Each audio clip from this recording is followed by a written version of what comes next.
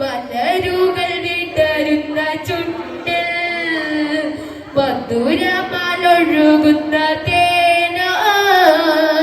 മലരുകൾ വിടരുന്ന ചുണ്ടിൽ മധുരമാലൊഴുകുന്ന തേനോ. അസ്സലാമു അലൈക്കും. പാറി നടക്കും പ്രാവുകളെ പുണ്യമദീനയിൽ ചെന്നിടുമോ? അവിടം ചെന്നൻ മുത്ത് ഹബീബിനോട് എൻ്റെ സലാം പറഞ്ഞിടുമോ? എനിഷ്ടം ഒന്ന് മുരഞ്ഞിടുമോ? പാറി നടക്കും പ്രാവുകളെ പുണ്യമദീനയിൽ ചെന്നിടുമോ? അവിടം ചെന്നൻ മുത്ത് ഹബീബിനോട് എൻ്റെ സലാം പറഞ്ഞിടുമോ? എനിഷ്ടം ഒന്ന് മുരഞ്ഞിടുമോ? മുത്ത് പിറന്നൊരു മക്കാനാട് ചുറ്റി നടന്നത് കണ്ടിടണം. കൽബ ശരീഫിൻ കില്ല പിടിച്ച് ചുറ്റി തവാഫും ചെയ്തിടണം.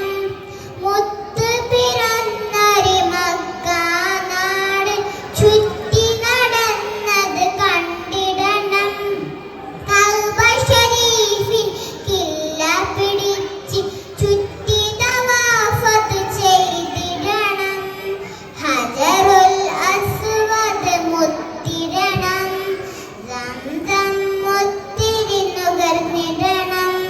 ഹാജറബിയവരോടി നടന്ന സഫയും മറുവയും നടന്നിടണം. അഹദവനോടായി തേടിടണം. പാറി നടക്കും പ്രാവുകളെ പുണ്യമദീനയിൽ ചെന്നിടുമോ? അവിടം ചെന്നൻ മുത്ത് ഹബീബിനോട് എൻ്റെ സലാം പറഞ്ഞിടുമോ? എനിഷ്ടം ഒന്ന് മുരഞ്ഞിടുമോ? മുത്ത് റസൂല് മയങ്ങണ പുണ്യ മദീന നാട്ടിൽ ചെന്നിടുവാൻ ഒത്തിരി നാളായി ആശ പെരുത്ത് മോഹം കൊണ്ട് നടക്കുകയാ. മുത്ത് റസൂല് മയങ്ങണ പുണ്യ മദീന നാട്ടിൽ ചെന്നിടുവാൻ ഒത്തിരി നാളായി ആശ പെരുത്ത് മോഹം കൊണ്ട് നടക്കുകയാ. സലാമുകളായിരം ചൊല്ലിടണം. കൽബിൽ മോഹം തീർത്തിടണം. മദ്ഹിൻ പോരിശയേറിയ വെള്ള കൊട്ടാരത്തിലണഞ്ഞിടണം. മുത്തിൻ ചാരയണഞ്ഞിടണം. പാറി നടക്കും പ്രാവുകളെ പുണ്യമദീനയിൽ ചെന്നിടുമോ? അവിടം ചെന്നൻ മുത്ത് ഹബീബിനോട് എൻ്റെ സലാം പറഞ്ഞിടുമോ? എനിഷ്ടം ഒന്ന് മുരഞ്ഞിടുമോ? പാറി നടക്കും പ്രാവുകളെ പുണ്യമദീനയിൽ ചെന്നിടുമോ? അവിടം ചെന്നൻ മുത്ത് ഹബീബിനോട് എൻ്റെ സലാം പറഞ്ഞിടുമോ? എനിഷ്ടം ഒന്ന് മുരഞ്ഞിടുമോ? അസ്സലാമു അലൈക്കും. Celebrate a momentous and profound significant occasion in the annal of human history, the birth of Prophet peace be upon him. His arrival in this world on 12th Rabiul Awwal marked the dawn of a new era, one illuminated by divine guidance and profound wisdom. Prophet Muhammad peace be upon him was not only a beacon of light for his time, but used to be a guiding star for humanity. His life was a living testament to the virtues of compassion, justice, and equality. As we reflect on his blessed birth, we are reminded of the values he championed, values that transcend time and geography. His commitment to equality and justice, his unwavering and boundless mercy offered a timeless blueprint for leading a life of integrity and purpose. Through his actions and teachings, he demonstrated the true greatness lies in the pursuit of righteousness and the service to others. Let us honor the special day by reassuring our commitment to the principles he has espoused and celebrating the Prophet, peace be upon his birthday. We not only celebrate his life but also the profound impact he has on our hearts. Let us honor this special day by make his legacy inspire us to build a world that reflects peace and harmony he sowed on each other. Assalamu alaikum. Assalamu alaikum. Ishq കൊണ്ട് മദർവാടി Medina തേടും പാവി നബി ആശ്രയവേദി ഇഷ്ക് കൊണ്ട് മദ്ഹ് പാടി Medina തേടും പാവി ഇല്ല നബിയെ ഇന്നിലെങ്കിൽ യാതൊരാശയമേതി ഇഷ്ടമാ നബിയെ നഷ്ടമില്ലയോ പ്രണയത്തിലോട്ടും വിജയം ഇവയോ നൽകിടും നീ പ്രണയത്തിലോ ഇവനിലൊരു കൊതിയെ നിലവിൽ കാണണം നബിയേ ഇവനിലൊരു കൊതിയെ നിലവിൽ കാണണം നബിയെ ഇഷ്ക് കൊണ്ട് അത് പാടി മദീന തേടും പാവി ഇല്ല നബിയെ എന്നിലെങ്കിൽ യാതൊരാശ്രയമേതി. അസ്സലാമു അലൈക്കും.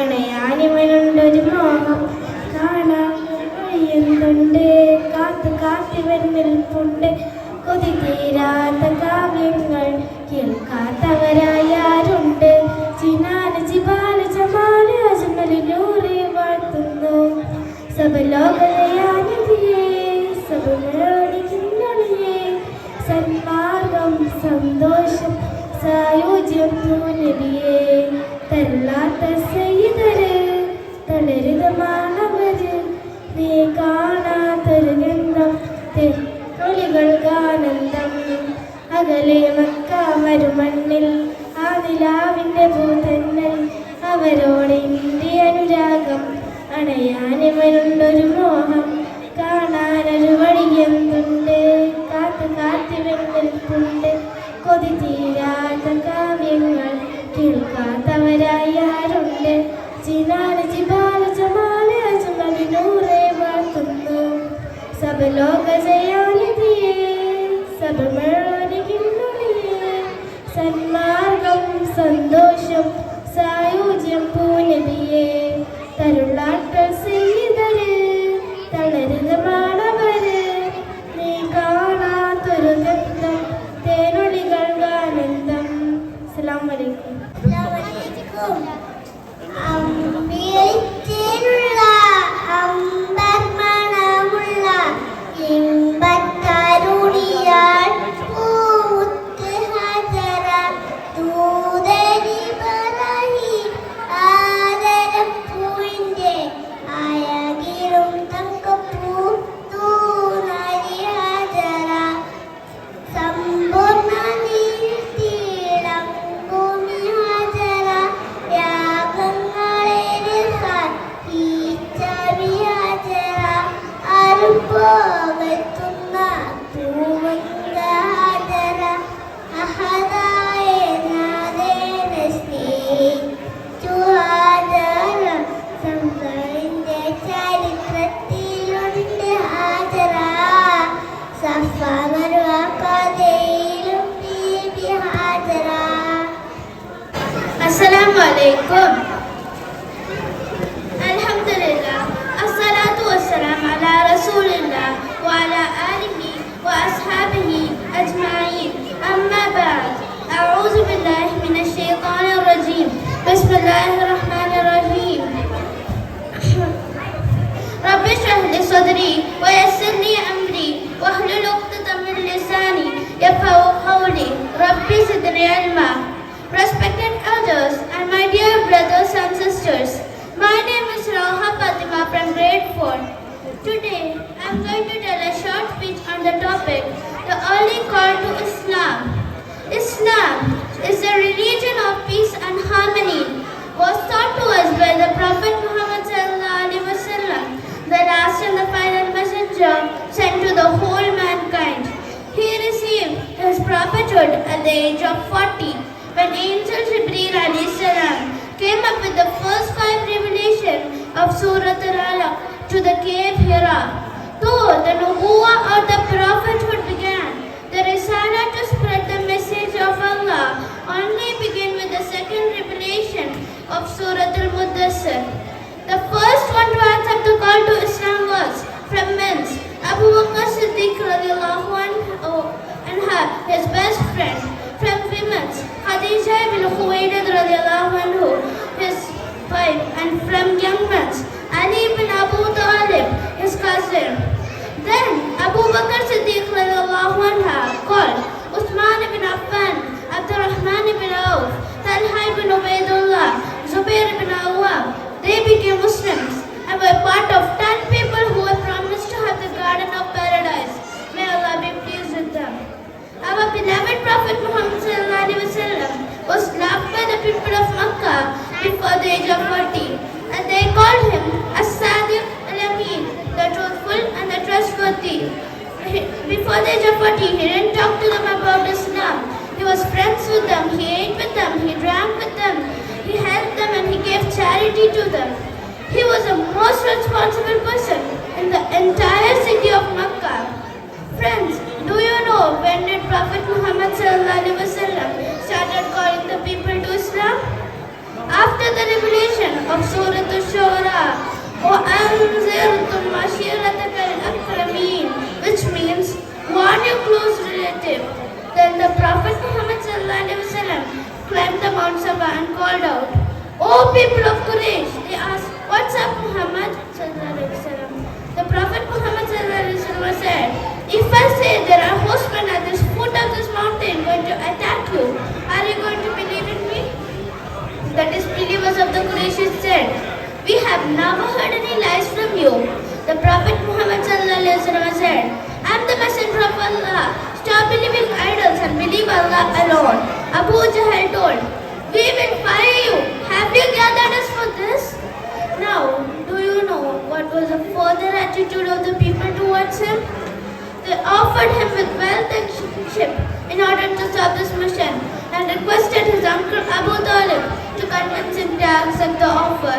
The messenger of Allah said, "If they place a sun in my right hand and the moon in my left hand in order to stop this mission, I shall not go until Allah causes this religion to appear, or I'll die in defense of it." Abu Talib was impressed and promised him to protect him. Abu Jahl, the greatest enemy of Islam, took all the ways to insult the beloved Prophet Muhammad so that he would stop spreading Islam. Days after, Hamza radiallahu anha, who was nicknamed as the Lion of Allah, and Umar ibn Khattab radiallahu anha embraced Islam. He was the most strongest man, respected and feared by the people of Quraysh. Friends, do you know how did the Messenger of Allah and his companion overcome the difficulties that they faced from the Quraysh? Allah says in Surah An-Nahl, verse number 125, "Id'u ila sabili rabbika bil hikmati wal maw'izati hasana," which means call unto the people with fair advice and wisdom. The Prophet and his companion had strong and firm belief in Allah. They did exactly as Allah told.